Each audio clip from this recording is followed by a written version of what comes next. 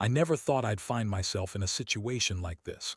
My name is Jake, and I'm a 35-year-old guy who thought he had a good life. I've been married to my wife, Sarah, for 8 years. We met in college, bonded over our shared love for movies and good food, and quickly fell for each other. At least, that's what I thought. Things started to change gradually, and it took me too long to notice the signs. Sarah was always a bit high-strung. She had this way of ordering everything in her life, and I appreciated that about her. But lately, her stress seemed different, more like anxiety. She'd snap at me over the smallest things, and I'd often find myself apologizing for things I didn't even know I did. It was as if she'd turned into a different person. The affection that once flowed easily between us became strained, replaced with coldness and irritation. I questioned if it was me, if I was somehow becoming the problem. I started doubting my own memory. She'd accuse me of misplacing things or forgetting conversations. One night, I was scrolling through my phone trying to distract myself from the uncomfortable silence that filled our home. Sarah was out late, supposedly working on a project at the office. I had noticed her phone buzzing more than usual lately, but she always brushed off my concerns. "It's just work, Jake," she'd say. I tried to trust her, but that night something gnawed at me and I found myself going through her messages. I know it was a breach of trust, but I felt like I had to take action. As I scrolled through her texts, an uncomfortable feeling settled in my stomach. There were exchanges with a guy named Mike, someone I'd never heard of. The messages were flirty, filled with inside jokes and emoticons that made my skin crawl. I told myself I was overreacting. Maybe he was just a work friend. But the deeper I dove, the more my heart sank. The messages were laced with innuendo, and I felt the walls closing in on me. Then there it was, an audio file she'd sent. My hands trembled as I clicked it. It was a clip of her voice, sweet and teasing, telling Mike how she couldn't wait to see him again, describing in graphic detail what she wanted to do when they met. I felt like I'd been punched in the gut. My entire world shattered in an instant. I wasn't losing my mind. Sarah had been gaslighting me all along. The next day, I'd planned to confront her, but I had a knot in my stomach. I spent the whole day rehearsing what I wanted to say, envisioning the confrontation. Part of me wanted to scream, to break things, but the other part just felt cold and resigned. I couldn't shake the feeling that this was it. I was going to confront my wife about her betrayal. That evening when she came home, I felt the weight of my heart in my throat. She walked in, gave me a peck on the cheek, a gesture that felt hollow now, and headed straight for the kitchen. I took a deep breath and followed her. I needed to find the right moment. I watched as she prepared dinner, oblivious to the storm brewing inside me. "Sarah, we need to talk," I said, my voice steady but filled with an undertone of urgency. She turned to me, her expression shifting from confusion to annoyance. "Can it wait? I'm busy." That's when I dropped the bombshell. I pulled out my phone and played the audio file. Her face went pale, and for a split second I saw vulnerability in her eyes, a flicker of fear. But it faded quickly, replaced by defensive rage. "How dare you go through my things? This is an invasion of privacy." She spat, dismissing the evidence as if it were nothing. I felt my blood boil at her reaction. It was infuriating. I had proof, and she was deflecting. "I can't believe you would deny this," I replied, struggling to keep my voice calm. "You're cheating on me, and you want to blame it on me going through your phone." The fight that followed was chaotic, filled with accusations and denials. She claimed I was twisting things, that I was paranoid. It was like she was trying to manipulate me again, but this time I was no longer falling for it. The emotional impact hit me harder than I could have ever imagined. I felt anger, betrayal, and sadness swirling together like a cyclone inside me. Here was the woman I loved, breaking my heart, and I was desperate for answers. I needed to understand how our life had come to this point. The realization that every moment I had shared with her could have been a lie was suffocating. I could hardly breathe. As the confrontation reached its peak, I realized I had a decision to make. Did I really want to fight for a marriage built on lies? Or was it time to walk away from everything I thought I knew? The thought of walking out felt like ripping a part of my soul away. I looked at Sarah, and for the first time in a long time, I didn't see the woman I loved. I saw a stranger, someone who had betrayed my trust in the worst way possible. It was time to figure out what I wanted moving forward. The anger was there, but somewhere deep inside, I felt a flicker of resolve. I didn't know what the next steps would look like, but I knew one thing: I wouldn't let this define me. I was tired of being the victim in this twisted game. I deserved better, and whatever that looked like, I was ready to find out. After that confrontation with Sarah, I found myself spiraling into a dark place. Initial shock wore off, leaving an oppressive weight on my chest. I spent the next few days in a haze of disbelief. I went to work, but I couldn't focus on anything. The inbox was overflowing, but all I could think about was how I'd been duped. I was supposed to be a partner, a confidant, and instead I had been made a fool. Every time I walked into our home, it felt foreign. The walls, which used to resonate with laughter and love, now echoed with betrayal. The once warm atmosphere turned cold and suffocating. I'd sit on the couch, staring into space, replaying our last argument in my mind. Sarah had stormed off to bed after throwing a few choice insults, and I was left grappling with the reality of our shattered relationship. I tried to talk to friends about it, but I couldn't bring myself to share the full story. I was ashamed, embarrassed that I hadn't seen the signs earlier. How had I let things go so far? I'd been devoted, and yet she had been lying to my face. I met my buddy Tom for drinks one night, thinking a break from my thoughts might help. He noticed I was off, and I eventually told him, "Sarah's been cheating on me." His face fell, and I saw the pity in his eyes. "Man, I'm sorry to hear that. Do you have proof?" he asked. I hadn't even told him about the messages or the audio clip. I felt exposed, like I had stripped my heart bare for him to judge. I nodded, and he leaned back, shaking his head. "You know you deserve better, right?" Those words stuck with me. I went home that night and replayed them in my mind. I had been giving Sarah the benefit of the doubt for too long. She had gaslighted me, twisted the narrative, and turned me into a person I didn't recognize. I needed to reclaim my life, but how? I decided to gather evidence. I couldn't just confront her with my feelings. I needed to prove that she was lying. I started paying attention to her patterns: when she left for work, when she came home, and how often her phone buzzed with messages. It was exhausting, but I felt like I was on the brink of uncovering a hidden truth. One afternoon, I noticed she was unusually late coming home. I waited, packing around the living room, my heart racing. After hours, she finally walked through the door, looking flustered. "Sorry, Jake. Work stuff," she said, brushing past me, but something felt off. I caught a glimpse of her phone screen as she set it down. There was a notification from that same guy, Mike. In that moment, I made a decision. I needed to turn the tables. I wasn't going to confront her again without being fully armed with evidence. I devised a plan. I would follow her. I couldn't believe I was resorting to this level of espionage, but it felt necessary. The next day, I took a personal day from work. I parked near her office, waiting for the end of her workday. I had a pit in my stomach, but adrenaline fueled me. I was determined to get clarity. Just before 5, I saw her walking out, and my heart raced at the sight of her. I followed her discreetly as she walked a few blocks down to a cafe. I watched as she met up with Mike. They exchanged flirtatious smiles, and I felt bile rise in my throat. Why did I forget how easy it was for her to smile, to laugh, to flirt? In that moment, I realized it wasn't just betrayal. It was an emotional affair that went beyond physical intimacy. I felt like an outsider in my own life. I snapped a few pictures with my phone, documenting the betrayal. Each click of the camera felt like a small victory against the suffocating pain. As I watched them lean in closer to each other, sharing a laugh that used to belong to us, a wave of anger surged through me.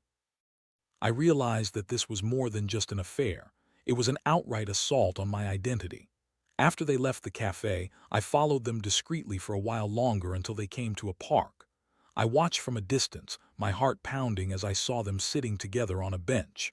I felt trapped between the urge to confront them and the need to gather more evidence. They were laughing now, heads bent close together, and something inside me snapped. I felt a rush of determination. I knew I couldn't keep this inside any longer. I snapped one last picture, turned on my heel, and headed home. The weight of betrayal was sharp, but I felt empowered. I had what I needed. I could confront her again, but this time it would be different. This time I would have proof. When I walked through the door of our home, I felt a mixture of dread and anticipation. I had captured the truth, and now it was time to face the woman who had turned my life upside down. I was no longer a victim. I was a man ready to reclaim his narrative. My heart raced as I prepared for the confrontation. This was the turning point. I was ready to force her to face the consequences of her actions. I spent the evening packing around the house, replaying everything in my mind. I had the photos, the proof of Sarah's betrayal, and I was filled with a sense of righteous anger. I had gone from being the gullible husband, manipulated and gaslighted, to a man on a mission. I was ready to confront her with evidence she could no longer deny. When Sarah finally came home, I felt the tension in the air. She was chipper, almost too cheerful, which only amplified my agitation. I forced myself to act casual, but every moment felt like an eternity. I could hear the clock ticking in the background, a constant reminder that time was slipping away. I needed to find the right moment to drop the bombshell. After dinner, as we sat together on the couch, I felt the weight of the moment pressing down on me. "Sarah, we need to talk," I said, trying to sound calm and collected. She looked at me, her expression shifting from playful to serious. "What's wrong?" she asked, her voice tinged with false concern. I took a deep breath and pulled out my phone, my heart racing. "I need you to listen to me," I said, opening the gallery and scrolling to the images I had taken. There it was, the undeniable evidence of her infidelity. I displayed the first picture, her and Mike sitting closely on that park bench, their laughter frozen in time. "What's this?" I asked, my voice steady but my emotions boiling beneath the surface. Her expression changed instantly. The confusion morphed into something darker. "Jake, what the hell? You've been spying on me," she snapped, anger flaring in her eyes. "I can't believe you would invade my privacy like this." "Don't deflect, Sarah," I shot back, feeling the heat of betrayal transform into a firestorm of anger. "You're the one who's been lying to me, cheating on me. Don't turn this around on me." I swiped through the images, showing her the next one, another moment of intimacy between her and Mike, captured like a punch to the gut. She visibly flinched at the images, her facade cracking. "This is just," she stammered, but I interrupted her, adrenaline surging through me. "Just what? It's just a friendship, right? Is that your excuse?" "I can explain," she yelled, her voice rising in desperation. "Explain what? How you've been betraying me, how you've been gaslighting me into thinking I'm losing my mind. The deadened intimacy, the constant accusations. It all makes sense now." I was on a roll, my anger pushing me forward. I wanted her to see the truth clearly, to understand the impact of her actions. "I never meant for it to get this far," she protested, her voice shaky. "It was just a mistake. We were talking, that's all. You've been so distant, Jake. You don't understand what I was going through." "Don't give me that. You were the one who shut me out," I countered. "You made me feel like I was crazy, like my memories were faulty. You've been using my love and trust against me. You think I would have ever done this to you?" Her eyes darted back and forth, and for a moment I thought I saw genuine remorse flicker behind her anger, but it vanished quickly, replaced by indignation. "This is all your fault, Jake. You've pushed me to this. I'm not happy with you anymore." "Happy?" I echoed incredulously. "You think I'm happy? You think I enjoy digging through our life only to find you betraying everything we built together? You've shattered my world, Sarah." I slammed my phone down on the coffee table, the sound reverberating through the silence. My heart was pounding in my chest, and I felt a mix of emotions crashing over me like waves. I wanted to see her crumble, to feel the weight of her choices, but instead, she looked defiant. "You think you can just turn this around on me?" Shot back, crossing her arms defiantly. "You're the one who's been ignoring me, who's been lost in his own world while I've been here struggling." I couldn't believe her audacity. She was still trying to twist the narrative, to make me the villain in a story where she was the one who had betrayed our marriage. "This isn't about me ignoring you. You chose to cheat. You chose to lie. We could have worked on things, but you threw that all away for a fling." "Fling? It wasn't like that," she retorted, her voice rising. "It just happened. You don't understand how lonely I felt. You've been so wrapped up in your own issues you didn't even notice." "Lonely?" I yelled, my frustration boiling over. "You didn't think to talk to me. Instead, you decided to betray everything we had." I felt like I was fighting a losing battle, trying to make her see the damage she had done. The confrontation spiraled into a shouting match. We hurled accusations at each other, each word cutting deeper than the last. I felt the anger surge within me, fueled by the betrayal, the disbelief, and the pain. We were no longer the couple that had shared dreams and laughter. We were two people standing on opposite sides of a chasm that had opened between us, a chasm that had been filled with lies and deceit. Finally, after what felt like an eternity, we fell into an uneasy silence. I was breathing heavily, my heart racing as I looked at her. This changes everything, I said finally, my voice a whisper laden with emotion. Jake, please. She started, but I cut her off. No, Sarah. You need to understand the gravity of what you've done. I can't just pretend this didn't happen.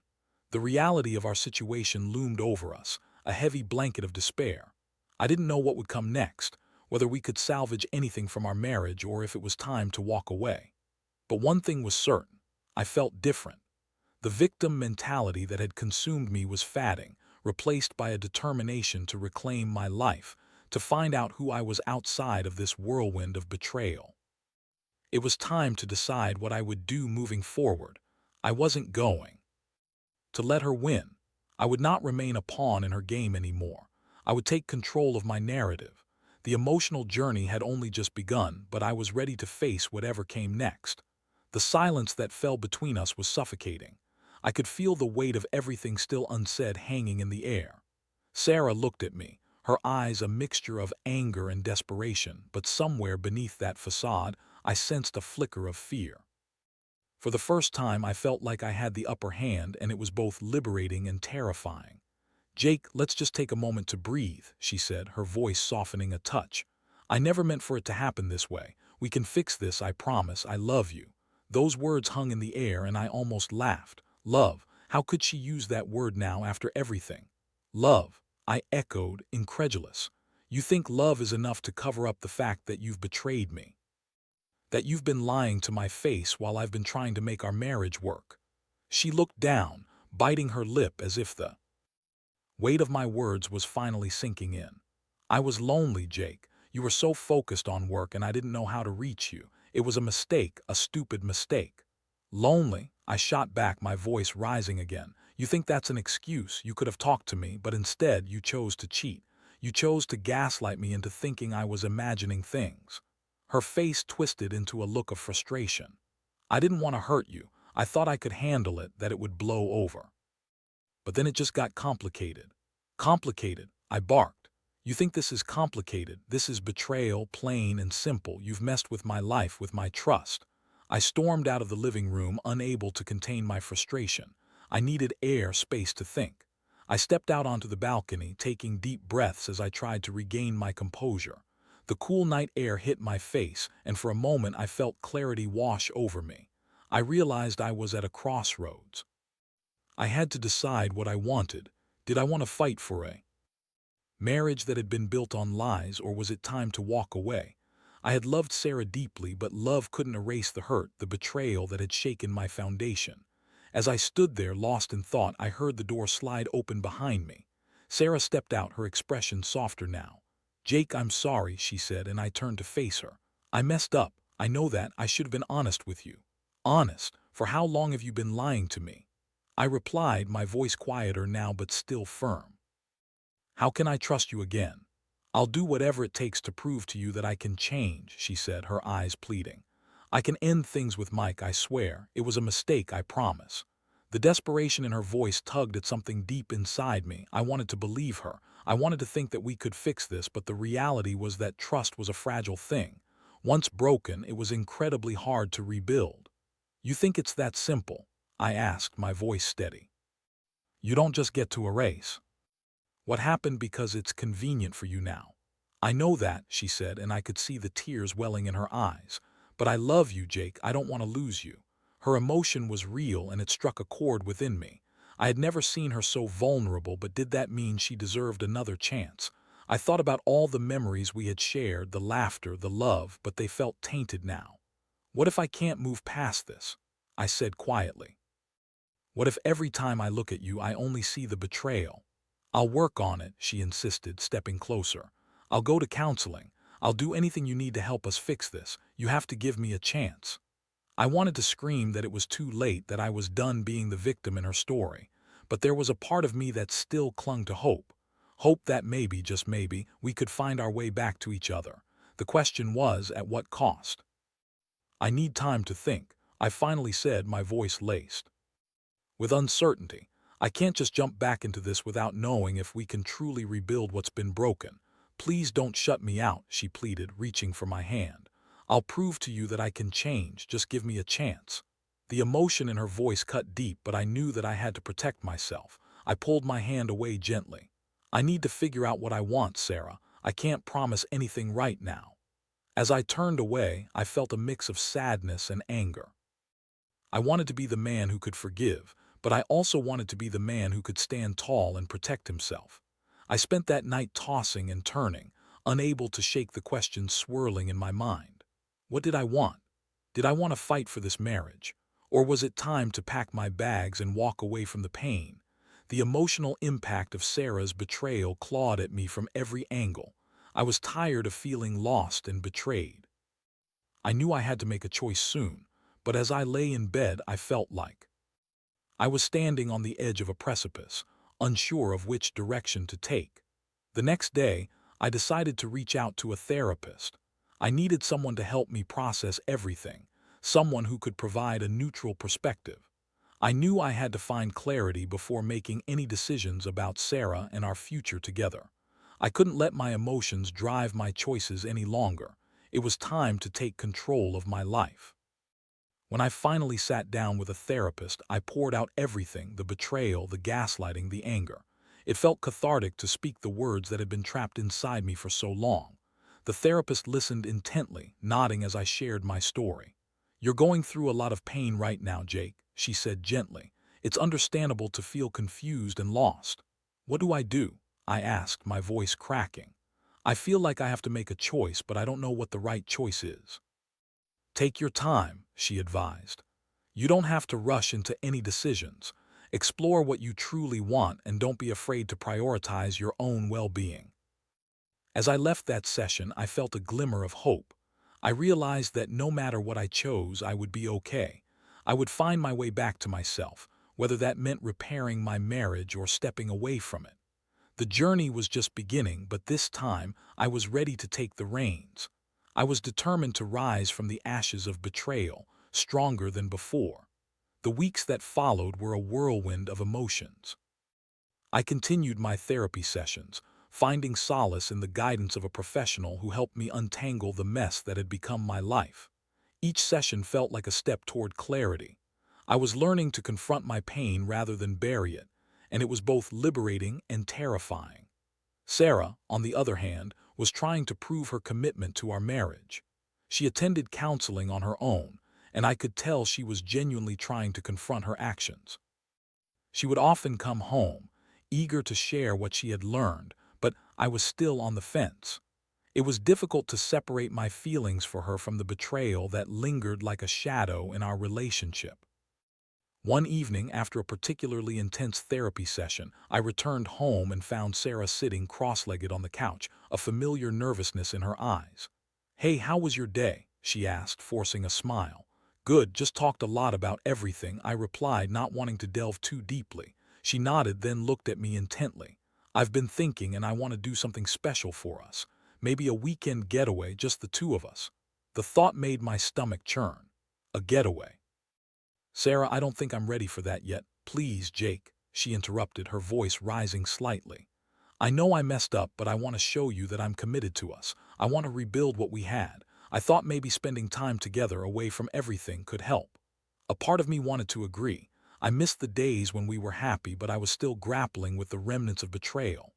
"I don't know, Sarah. It feels too soon," I replied, trying to communicate my hesitation. "Just think about it, okay?" she said, her voice softening. "I'll give you space, but I really want to make this work." As the days turned into weeks, I found myself constantly weighing the pros and cons of our relationship. Our counseling sessions revealed layers of emotional wounds we had both buried, and while it was painful, it was also enlightening. I was learning how to communicate my needs, and for the first time in a long while, I felt empowered. One Friday, after a long week, I sat down with my therapist and voiced my struggle with the idea of a getaway. "It feels like a big leap," I said, running my fingers through my hair. "I don't know if I'm ready to pretend everything is okay just because we're in a different setting." "Then don't," my therapist replied firmly. "You need to do what feels right for you. If you think this trip is just a way for Sarah to sweep the issues under the rug, then you need to express that." That advice resonated with me.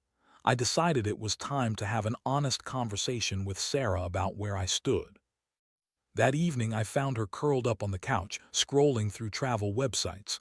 "Hey, can we talk?" I asked, my voice steady. "Yeah, of course," she replied, putting her phone down. "I've been thinking about the getaway you suggested." I paused, gauging her reaction. Her eyes lit up. "Really? You're considering it?" "Hold on," I said, raising my hand to signal her to hold on. "I want to be honest with you. While I appreciate the gesture, I don't think I'm ready for a trip right now. It feels like we're still in the middle of addressing all of this." Her expression faltered. "I thought it would be a good way to reconnect, to remind us of the good times." "I get that," I said, my voice softening. "But right now we need to confront the problems head on. I can't just run away from everything. I need to know that I can trust you again before anything else." "I understand," she said quietly, her disappointment evident. "I just want us to be okay again, Jake." "I do too," I replied. "But we have to tackle this crap first. I need to know that you're fully committed to working on yourself and our relationship." After that conversation, I felt a shift. It was a small step, but we were finally starting to communicate more openly. The following week, I attended another therapy session, and my therapist encouraged me to set boundaries. "You're on a journey of self-discovery, and it's important to prioritize your own emotional health," she said. "Setting boundaries doesn't mean you don't care. It means you're respecting yourself." With that advice in mind, I decided to approach Sarah about creating a plan for moving forward. I needed to know that she was serious about changing and willing to put in the work.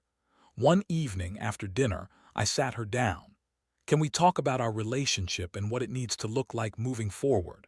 "Of course," she replied, looking both nervous and relieved. "I think we need to establish boundaries and guidelines for what our relationship will look like, especially while we're both working on ourselves," I said. "I need to know that you're committed to healing this." Sarah nodded, her expression earnest. "I'm willing to do whatever it takes. Just tell me what you need." "First, I think we should establish open communication. If something bothering either of us, we need to be able to talk about it without fear of backlash." "Agreed," she said, her eyes brightening. "I also think we need to set aside specific times for check-ins. Maybe once a week we sit down and discuss how we're feeling about our progress." "That sounds good. I want to be held accountable too," she replied. As we continued to outline our ideas, I felt a flicker of hope. Perhaps we could rebuild something meaningful if we both committed to the process. It wouldn't be easy, and I knew there would be stumbles along the way, but I was willing to try. In the following weeks, we made progress. We attended counseling together and individually, and I noticed changes in Sarah. She was more open, more communicative about her feelings, which felt like a small victory. We began to reconnect in ways I hadn't thought possible, slowly rediscovering the affection we had lost. I still had moments of doubt and fear, but I was beginning to realize that healing wasn't linear.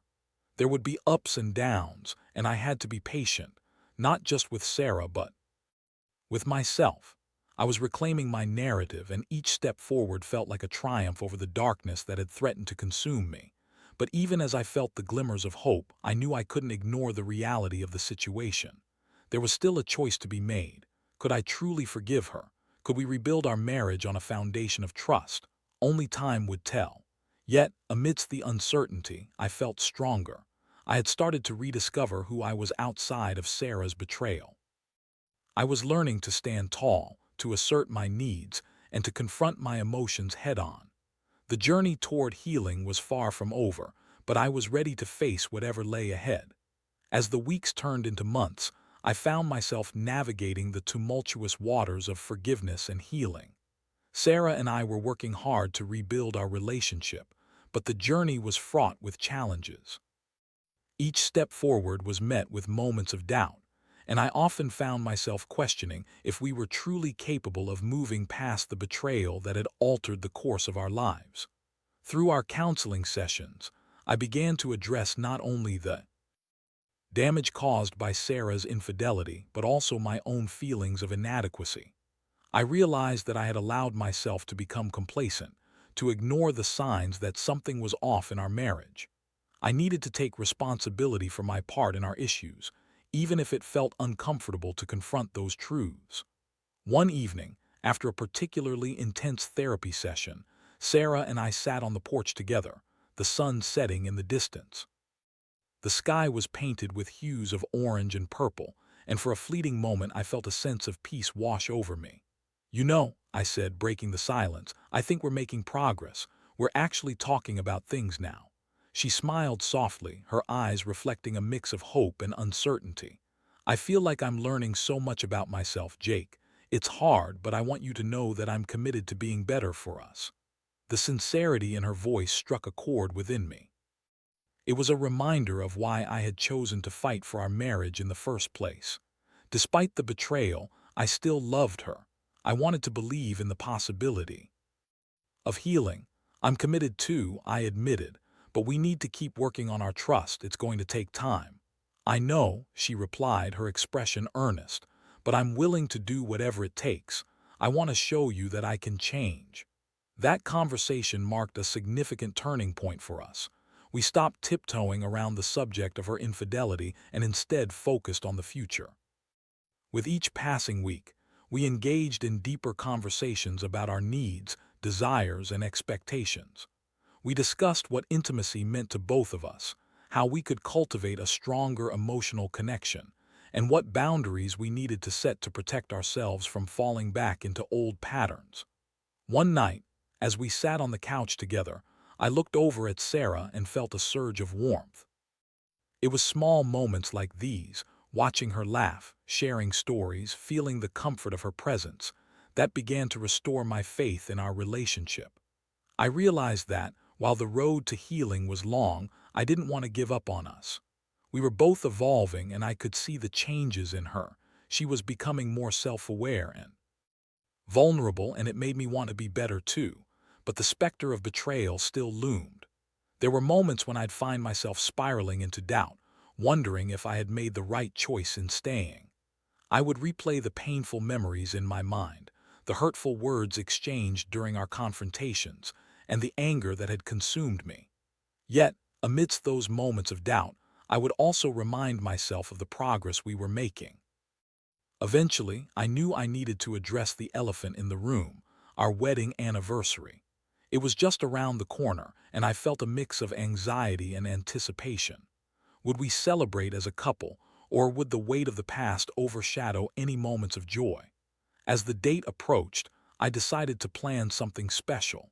I wanted to commemorate our commitment to healing while acknowledging the challenges we had faced. I booked a reservation at a quaint little restaurant where we had spent many happy evenings together before everything went wrong. On the night of our anniversary, I dressed up, and I could feel my heart racing with nervous anticipation. When Sarah came home, she looked stunning. A simple, elegant dress that highlighted her beauty. Her eyes sparkled with excitement, and for a moment I forgot about the pain. At the restaurant, the atmosphere was warm and inviting, and I felt a sense of normalcy wash over me. We talked freely, reminiscing about shared memories while also venturing into deeper conversations about our hopes for the future. I could see the weight of the past begin to lift, if only just a little. As we finished our meal, I took a deep breath and decided it was time to share what I had been thinking. "Sarah, I know this past year has been challenging, to say the least." I started, my voice steady. "But I want you to know that I see the work you're putting in. I see the person you're becoming, and I want to support that." Tears welled up in her eyes, and she reached across the table to take my hand. "Thank you, Jake. This means the world to me. I'm working hard to prove to you that I can be the partner you deserve. I'm still a work in progress too," I admitted, "but I believe we can rebuild our relationship. It's not going to be easy, and there will be bumps along the way, but I want to try."